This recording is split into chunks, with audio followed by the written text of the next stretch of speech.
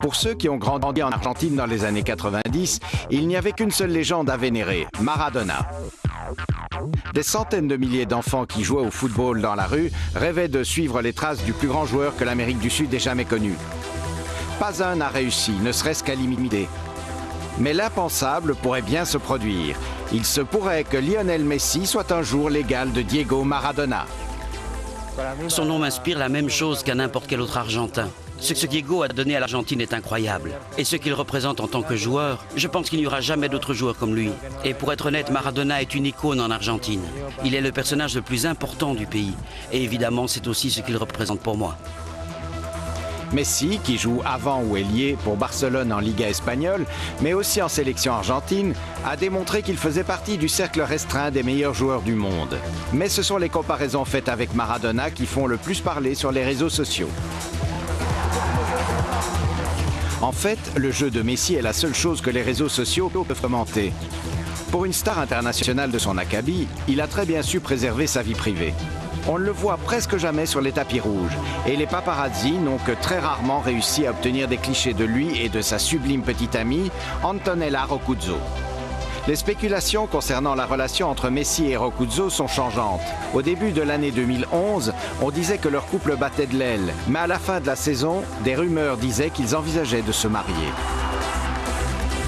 Et malgré les tentations qui ne doivent pas manquer en Espagne pour un sportif aussi en vue, il semble que le cœur de Messi soit patriote. Il a d'abord eu une liaison avec une beauté de sa ville natale de Rosario, puis avec le mannequin argentin Luciana Salazar, avant de rencontrer Roccuzzo qui vient elle aussi de Rosario. Comme Maradona, l'histoire de Messi a connu des débuts modestes. Rosario est situé à 240 km au nord-ouest de Buenos Aires. Et le jeune Messi a commencé à jouer à l'âge de 5 ans dans une équipe dirigée par son père. Messi joue ensuite pour l'équipe des jeunes des Newell's Old Boys, où son prodigieux talent l'amène à se faire remarquer par l'un des plus grands clubs d'Argentine, River Plate, malgré sa petite taille.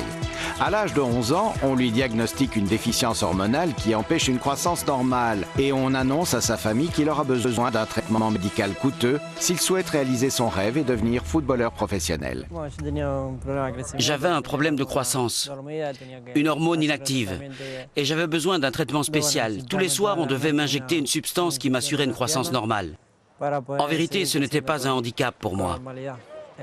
J'avais 11 ans quand j'ai commencé le traitement médical et j'ai affronté ça comme si c'était quelque chose de normal. Je m'y suis habitué.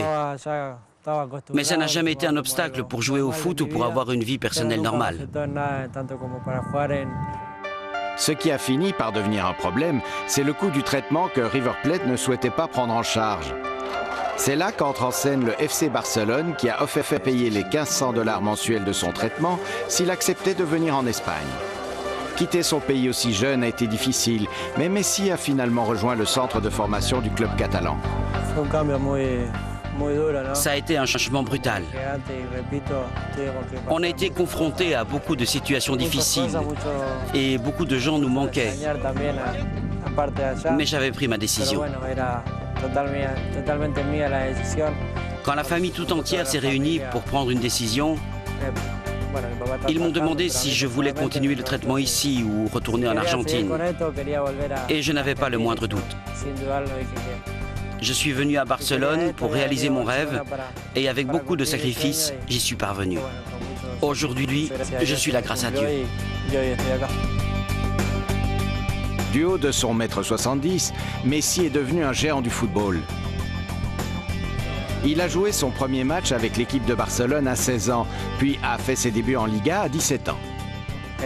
C'était mon rêve de faire partie d'une équipe professionnelle. C'est arrivé très vite et en vérité, je ne m'y attendais pas.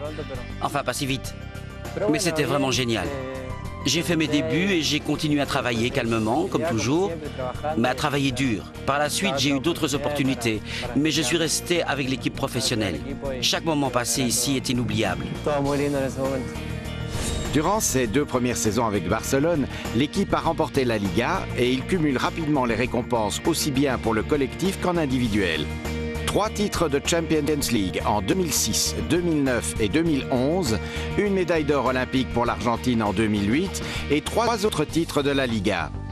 Ensuite, après avoir fini dans le top 3 à 2 reprises, il gagne le Ballon d'Or en 2009 et en 2010 et est élu meilleur joueur du monde pour la saison 2009-2010. Adidas le met à l'honneur dans sa grande campagne marketing et en 2009, il signe un nouveau contrat avec Barcelone pour un salaire de 11 millions d'euros annuels avec une clause libératoire de 250 millions d'euros. Léo Messi est au sommet de son art. Et la grande ironie de l'histoire, c'est que l'homme qu'il rêvait de devenir enfant est celui qui l'a entraîné avec l'équipe d'Argentine pour la Coupe du Monde de 2010. Messi et Maradona ont beaucoup de respect l'un pour l'autre. Oui, j'ai passé beaucoup de temps avec Diego. Et il a toujours été de bons conseils.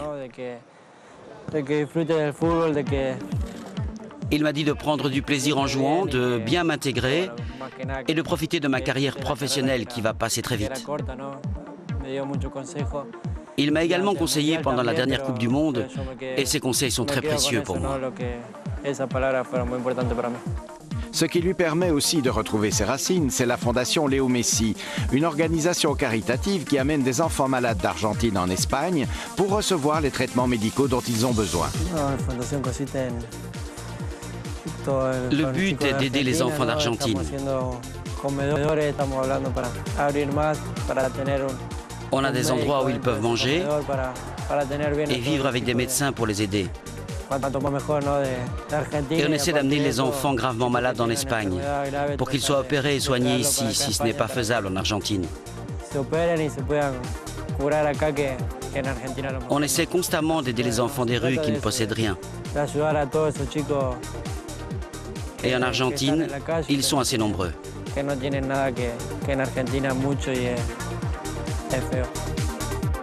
Ils sont nombreux en effet, et tous, un ballon au pied, rêvent de devenir non pas Maradona mais Lionel Messi.